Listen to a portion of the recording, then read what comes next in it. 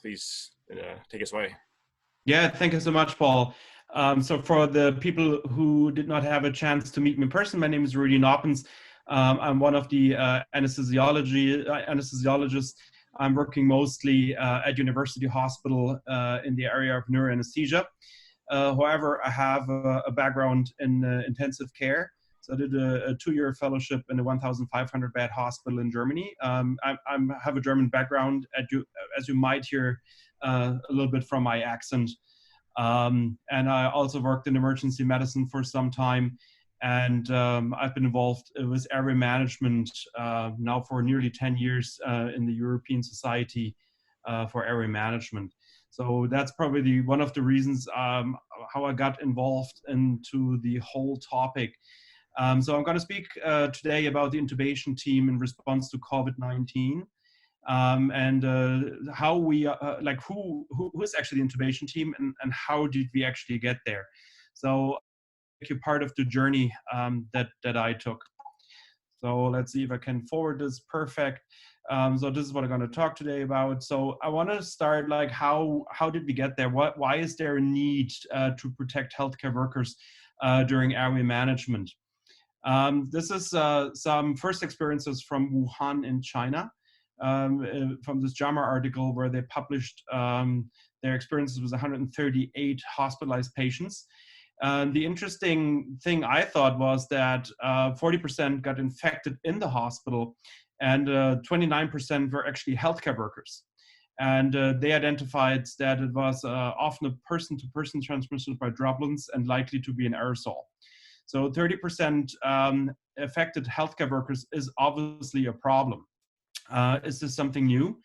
Well, these are some data from the WHO looking at another coronavirus, which was SARS in 2002, 2003.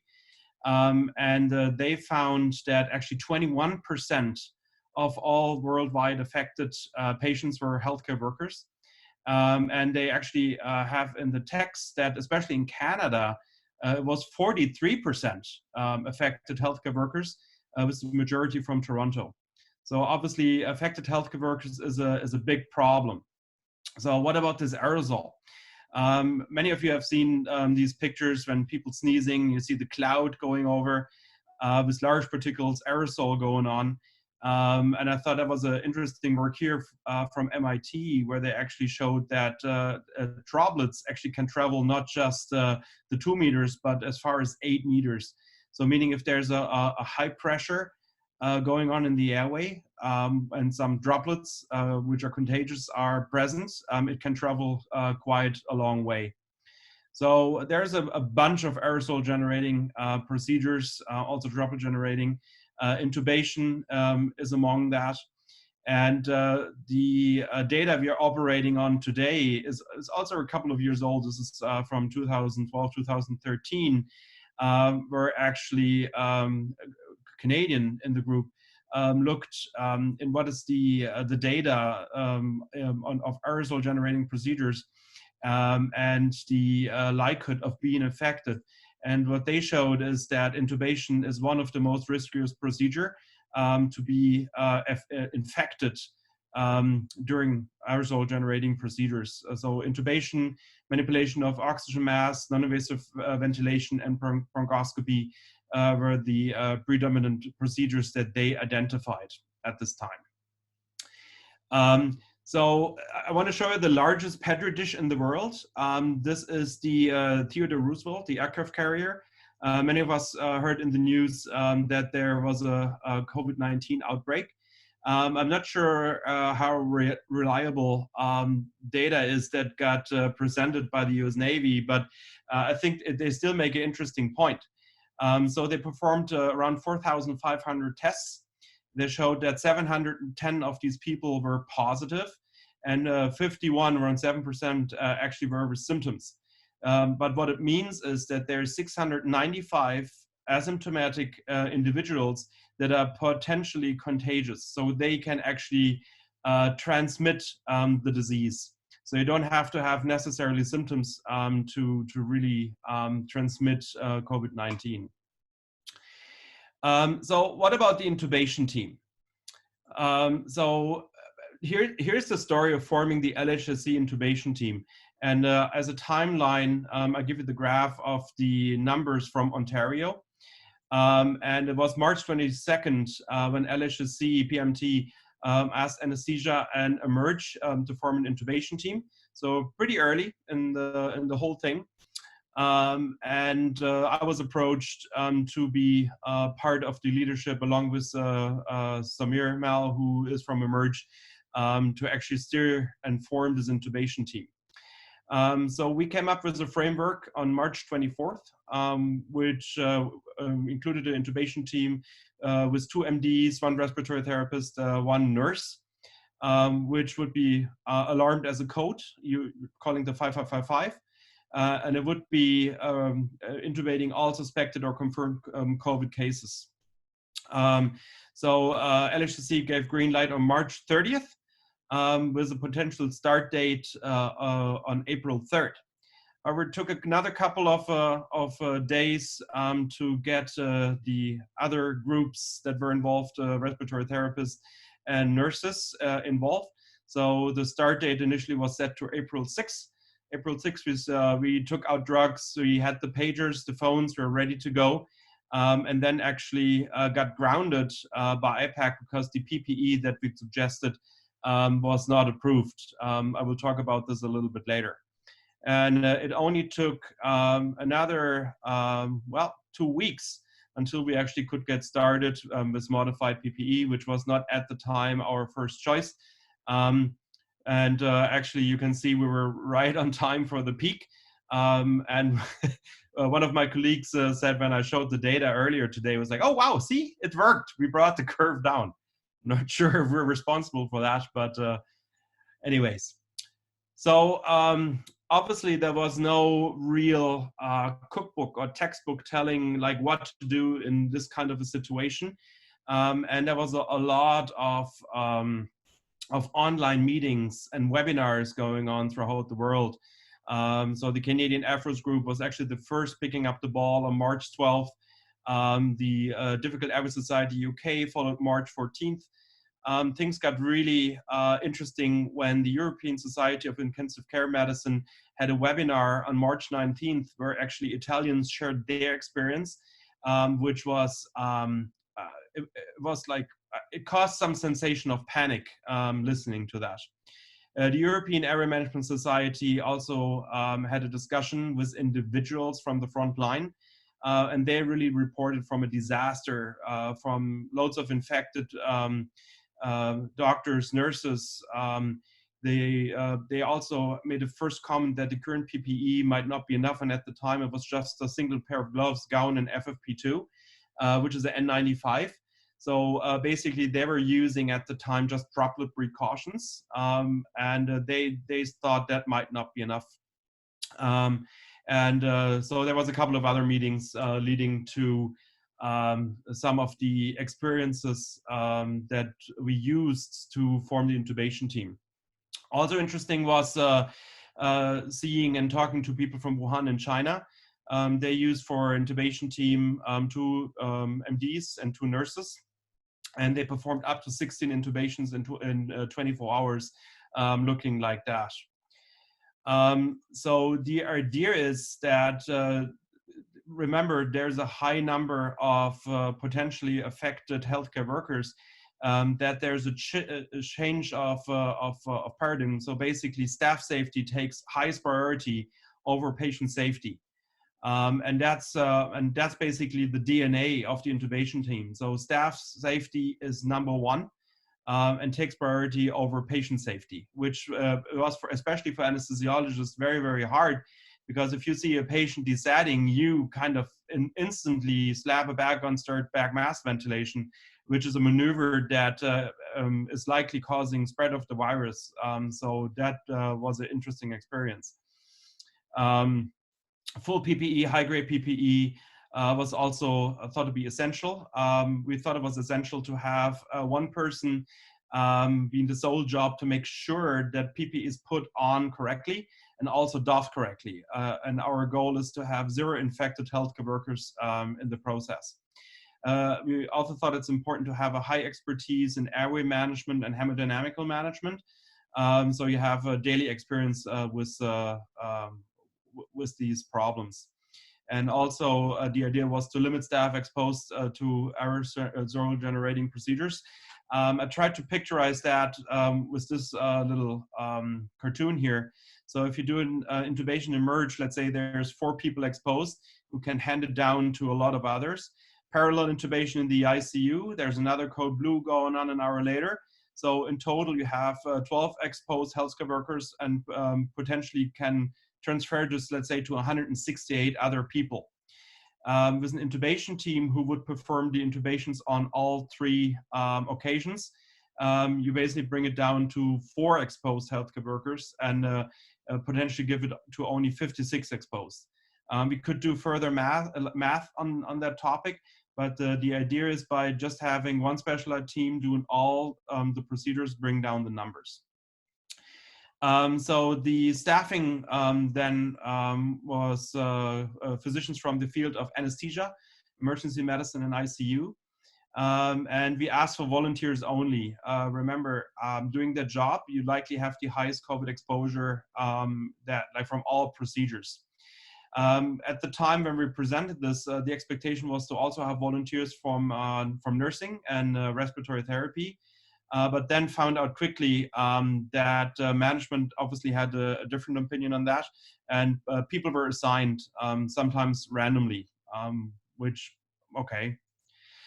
So these are the rules. One physician is doing the airway management and airway management only to take the cognitive load of a rather complex patient, supported by respiratory therapist or anesthesia assistant.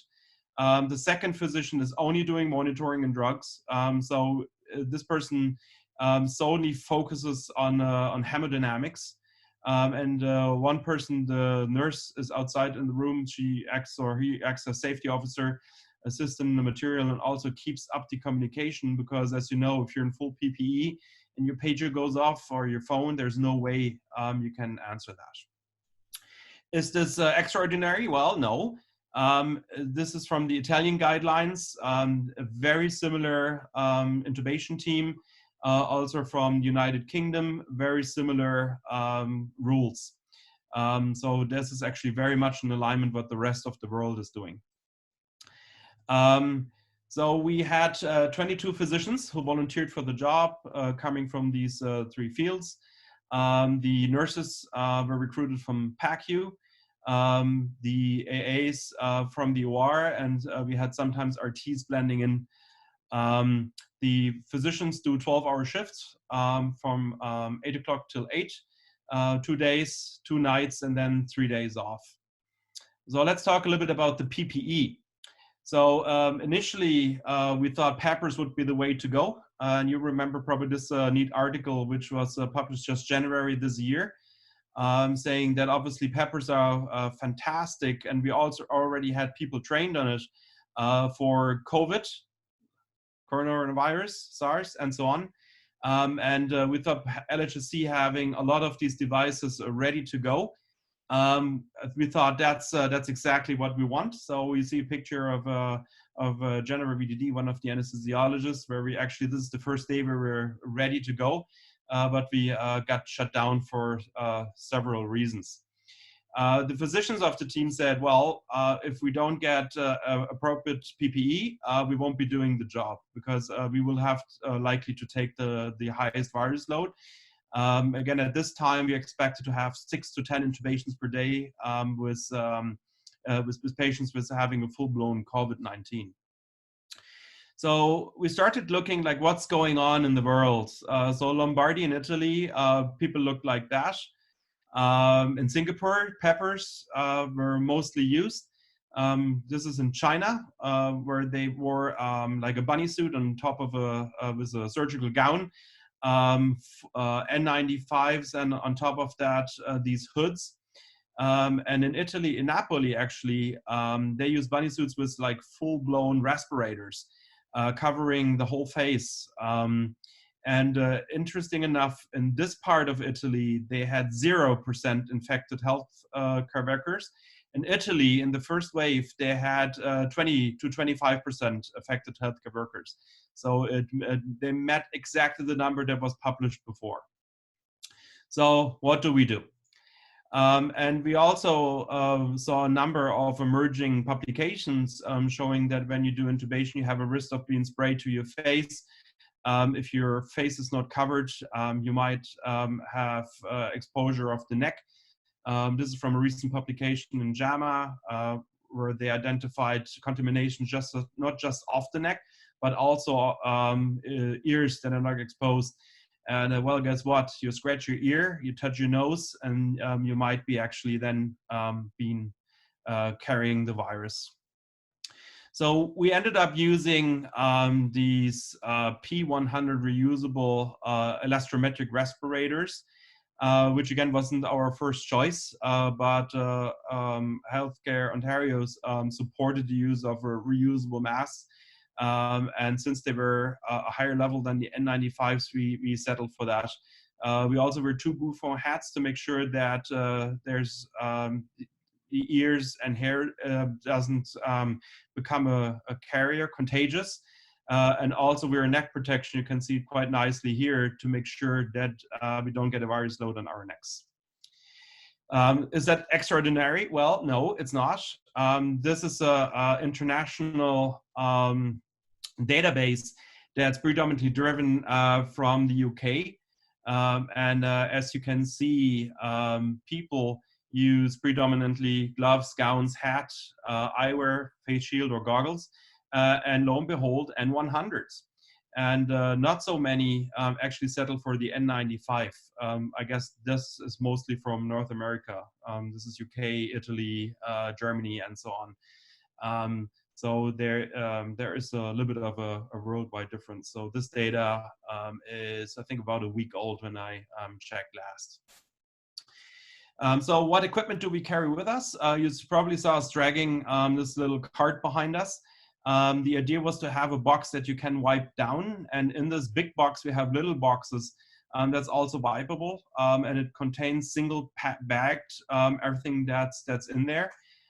So we have a pre-oxygenation box with face masks, airways. For our plan A intubation box with tubes and a capnograph. We use a portable video laryngoscope, which is the McGrath, simply because it was available. I had 5 units lying around, which got purchased by external Western funding, and we're actually ready to go. So no new purchase needed. Supraglottic airways, which we decided on the Ambugain. It's a 2nd generation laryngeal mask airway, which allows secondary endotracheal intubation. And the mask actually tells you what's the maximum size of the tube going through. And it also has a little drainage channel. So basically, if the patient regurgitates, it can be drained away. Or if there's a frustrated intubation attempt and the stomach is full of air, you could put in a gastric tube in there and drain the air out. Surgical airway, we use the scalpel bushi technique, which seems to be the most reliable way of getting an emergency surgical airway. And we also carry a drug box with rocuronium, some vasopressors. So what's the structure? There is some daily tasks. So the day starts with, or I have to say every shift starts with getting the individual PPE ready to go. Review the team roles. So as I showed earlier, to make sure everybody understands his or her role in the team. Check the equipment to make sure that everything is functional and everything is complete. And then we do daily, well, not daily, I mean twice a day check-ins with Emerge Critical Care and CCOT to find out if there's a patient that might come down the road and become a customer to us. And we also do daily citywide Zoom team huddles. So Victoria and University Hospital have a daily check-in to exchange experiences to make the learning curve as steep as possible. We modified existing checklists to meet exactly the sweet spot at LHAC. So we have a checklist for intubation for suspected confirmed COVID-19, also protected code blue. and we use simulation training of every team member for COVID intubation. This is a scenario here. We also simulated code blue, so patient lying on the floor. And we also had a scenario in PACU because they got interested in saying, hey, so what do we do if we have like a reintubation? So they were interested in that. We actually at one point had the idea to do something similar in the ICU, but there were concerns about the number of people involved, so we were not able to further elaborate that idea. So a little bit of data. After 4 weeks, we have 129 calls. More frequently at Victoria Hospital compared to University Hospital. If we look at the location, about half of the calls are down to emerge. The rest is ICU and ward.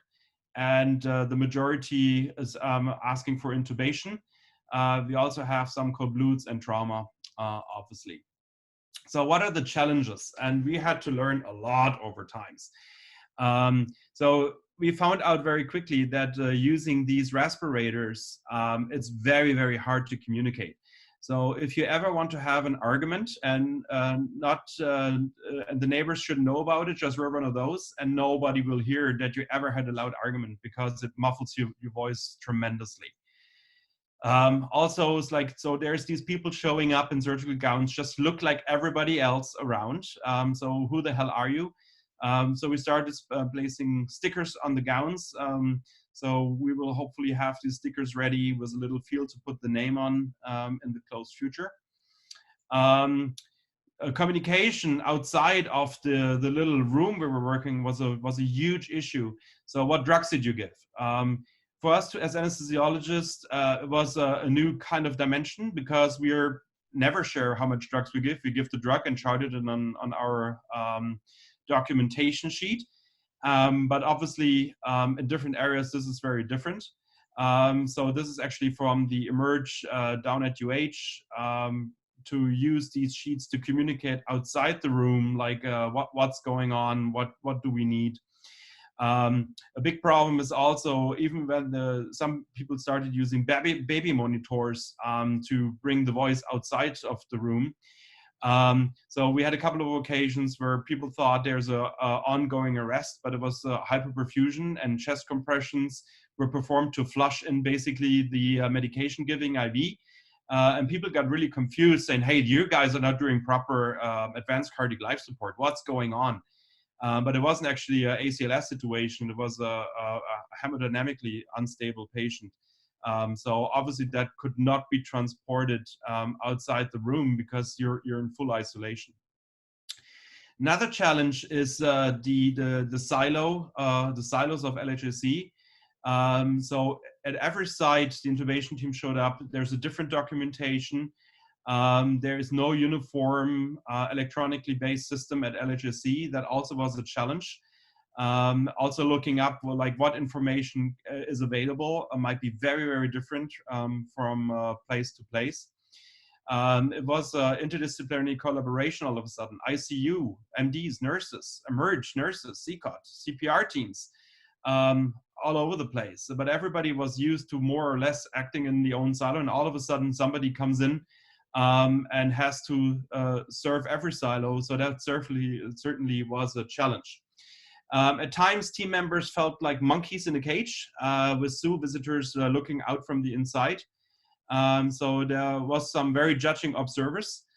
So you're either at the table or on the menu. A lot of team members felt actually on the table. So we aimed for team debriefs, group debriefs. So make sure when you work with the intubation team, not just to disappear in the crowd, but try to be part of the group debrief because we want to learn from people observing the whole process, and at the same time make it clear what actually happened in the room. So please make sure to be part of that and make sure that this is actually happening. So what is the future? I mean, how do we respond to future challenges? This is today's graph from the number of COVID cases in Ontario. Might stay stable, might go down, might go up. So we came up with a first draft of stages. So stage 4 is full operation as is right now, and going down to stage 2, where there's an MD available for pre-arrest or blue calls, supported by a part-time respiratory therapist. So somebody who has another assignment, by example on CCOT. That's right now what we're discussing right now, and the plan is to go straight to stage 2 starting on May 29th. And at one point probably go back, and there's no area expert available. So that is a look in the glass bowl. Again, this is just a draft. A lot of people are still working on that and are discussing that. So that's the end of my presentation, and I'm looking forward to receiving some questions, and hopefully I get the right answers. So thank you very much for your time and out of your busy schedule and following this presentation. Well, thank you very much, Rui. That was incredibly informative, and I wish I asked you to come on earlier, because that was I think it'd be very helpful for all of our staff. I'm just going to stop the recording.